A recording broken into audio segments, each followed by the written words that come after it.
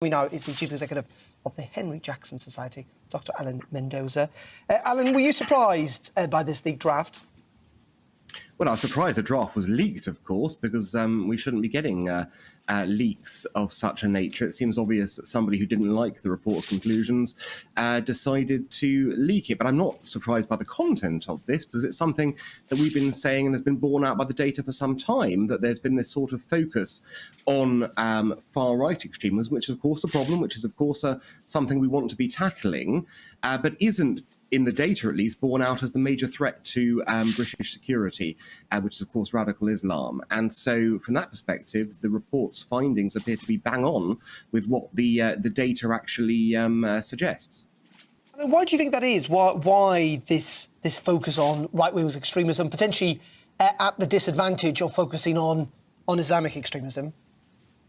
Well, it's a complicated story. There's a number of reasons for why this has been the case. The first is that it's much easier to gain support all round against the far right than it is against radical Islam, because, of course, everyone agrees the far right is the threat, whereas some people are confused about what the threat from radical Islam is. The reality is that both are severe security threats to this country, but in terms of sheer numbers, it is, radical Islam that is the biggest factor. Now, on top of that, of course, you then get some, kind of soft peddling from some people, which is a conscious desire to, if you like, damp down the issue of radical Islam in favour of the far right, because that is a narrative they just want to talk about. They're not interested in the second narrative. It doesn't fit their broader politically correct motivations.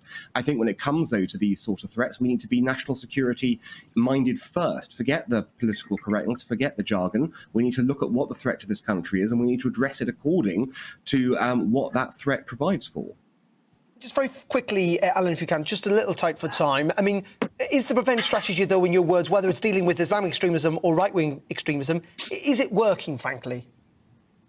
Well, it needs to be much better than what it is. The very fact that over the past few years we've had several terrorists, for example, who've been through Prevent in various ways, have been known to authorities and haven't delivered, that tells you there's a problem. What this shows is we've got to have a much better pickup by the security services when it comes to addressing the threats. OK. Really appreciate it. Thank you very much indeed, Dr. Alan Mendoza there, joining us from the Henry Jackson Society. Thank you much indeed, Alan. Now, the